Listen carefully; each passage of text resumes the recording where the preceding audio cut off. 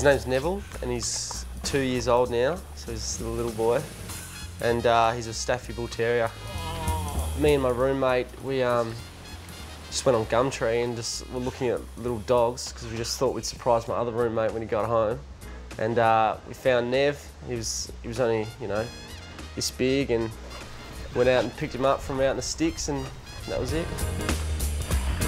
I used to live out of home, and he was fine. I lived with three blokes, and he was well trained, and he never put a foot out of line. But then I've come back home to live with the family again, and the girls have looked after him a bit too well. That's why he's fat and eats what he wants and does whatever he wants really now.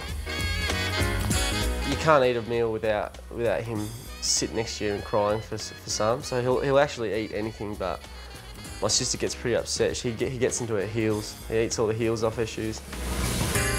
You'd be lucky to get him to sit, really.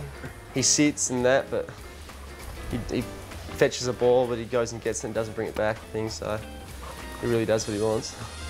So I used to live with my three mates at this big house in Hammersley, and my roommate was the messiest guy you'll ever meet. He leaves dishes there for a week, and his room was just like a pigsty,